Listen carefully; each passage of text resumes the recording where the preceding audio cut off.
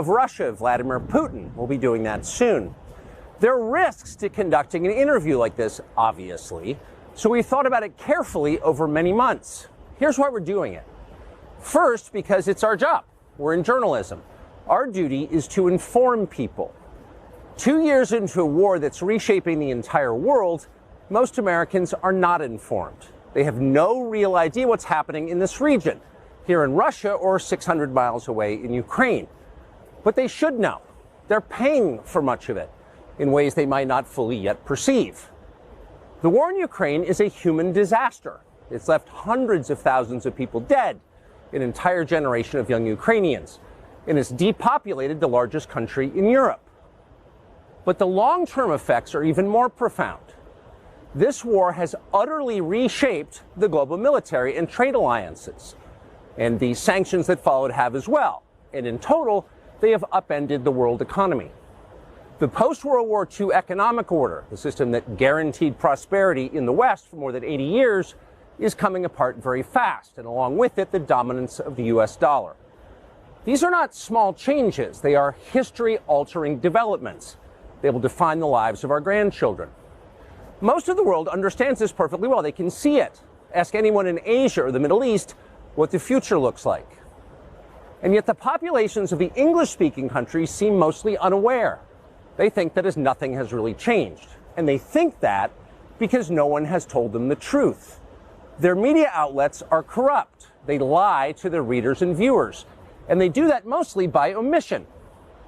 For example, since the day the war in Ukraine began, American media outlets have spoken to scores of people from Ukraine, and they have done scores of interviews with Ukrainian President Zelensky. We ourselves have put in a request for an interview with Zelensky, and we hope he accepts. But the interviews he's already done in the United States are not traditional interviews. They are fawning pep sessions specifically designed to amplify Zelensky's demand that the U.S. enter more deeply into a war in Eastern Europe and pay for it. That is not journalism. It is government propaganda. Propaganda of the ugliest kind, the kind that kills people. At the same time, our politicians and media outlets have been doing this, promoting a foreign leader like he's a new consumer brand.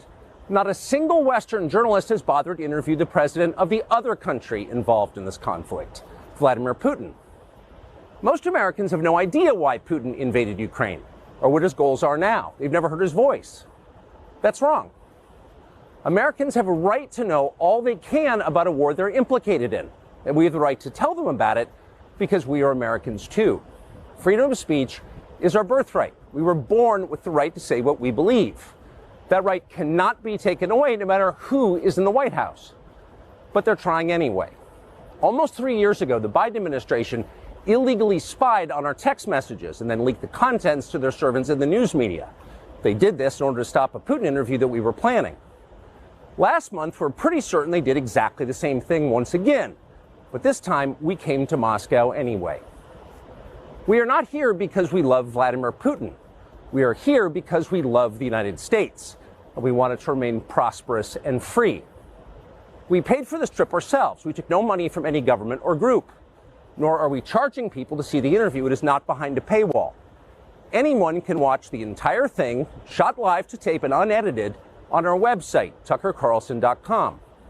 Elon Musk, to his great credit, has promised not to suppress or block this interview once we post it on his platform, X, and we're grateful for that. Western governments, by contrast, will certainly do their best to censor this video on other less principled platforms because that's what they do. They are afraid of information they can't control. But you have no reason to be afraid of it. We are not encouraging you to agree with what Putin may say in this interview, but we are urging you to watch it. You should know as much as you can. And then, like a free citizen and not a slave, you can decide for yourself.